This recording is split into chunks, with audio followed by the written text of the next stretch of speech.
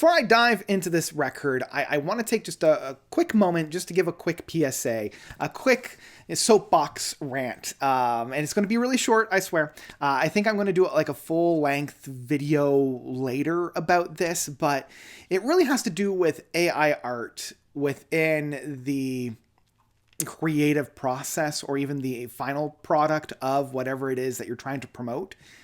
Can we stop, please? And it's not just because of the whole moral and ethical debate that's been going on about this. It really comes down to it does not look good. Like the main cover, the album jacket of this record does not look good, and it's going to date the record extremely quickly. You know, after a year, 2 years, people are going to look at this and they're going to be like, oh, right? It does not look good. It doesn't look good in music videos. It doesn't look good in the actual physical media itself. So let's just stop, right? Let's just stop. I have a whole other rant that I'll probably do in a full-length album, like a full-length review in a bit of time. But for now, I'm just going to put it there.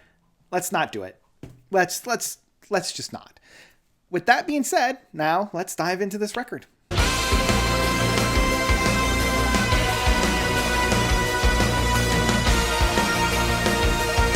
Time Voyager by the Barock Project. So Barock Project is an Italian progressive band, prog rock band. I know that they've kind of get lumped in with like the neo prog, but I would consider this more of like a retro prog outfit in that sense. It kind of follows the same flavor, the same styling as like a Southern Empire or an Evership or, you know, that kind of a flavor. And I always I don't mean this as a negative, but I always kind of put this as like a B-tier prog outfit. You know, we don't have those big, lavish crescendos. You know, we don't have those big symphonic, blow down the doors, extreme, amazing stuff. You know, but we do have some really subtle and very interesting dynamics within whatever they're doing. Now, I came into the Barock Project a little bit on the later side. I am going to, you know, show my hand in that sense. I came in on their 2017 album Detachment, and I know a lot of people love that record.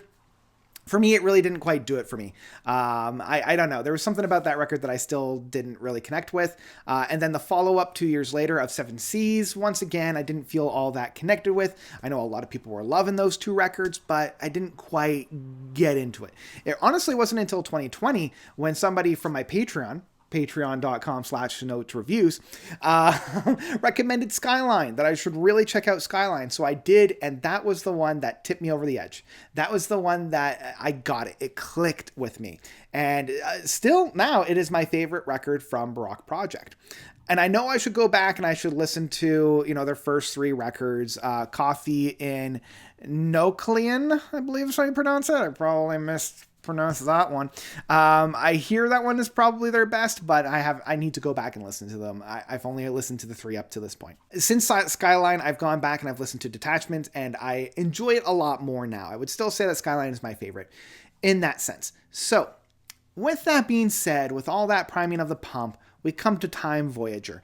This is one of the longer stretches of time since we've had from a release from Barock Project. I believe we've got 5 years between releases, and it's interesting. It's interesting. It kind of follows suit with my enjoyment of Detachment and Seven Seas. It does move the music quite a bit forward. There are some moments on here that I really, really enjoy, and it has that kind of quintessential Baroque sound. You know, it does come from Italy, so there's a lot of that, you know, Italian progressive rock sentimentality about it. We have this more kind of operatic approach, a little bit more of like the big verbose, you know, yell into the skylines in that sense. And I really enjoy that kind of big, passionate type of play on here. I want to talk about things that I didn't quite connect with first. And that is, like most of their records, it's much too long. It's an hour and 11 minutes, and honestly, they could probably shave off a good 20 minutes and not lose anything of substance. You know, there's a lot of moments on here that I feel the album is dragging. There's a lot of moments where I'm starting to tap out and I'm not as connected with. So with an album that goes over an hour, you really need to justify the length. You have to justify the time. And I don't feel as if this record really did a good job of justifying the run length of this record. Now, that being said, that is the biggest hurdle that I have for this record.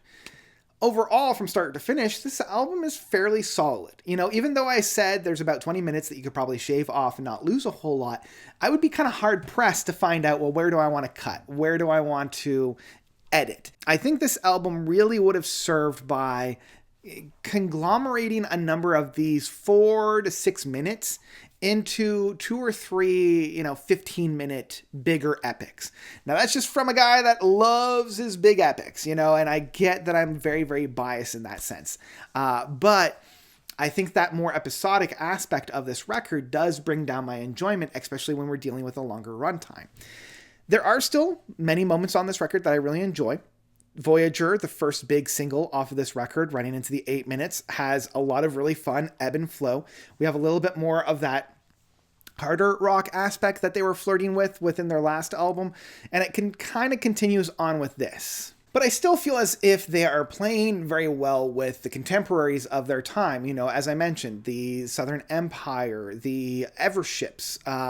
There's not too much to distinguish this album from anything that those other bands have released within the past 5 years. And even look on the title track of Carry On, that starts off with these horns that are very like big train inspired. It has this more like of a British flair that then kind of gets shed off, and then we get more of those big bombastic guitars, the more rocking aspect. But also they're not afraid to experiment and try something new. Look at the Lost Ship Tavern, that starts off with this very maritime fiddle style of music that tells this tale of this lost ship and this tavern that kind of centers around it.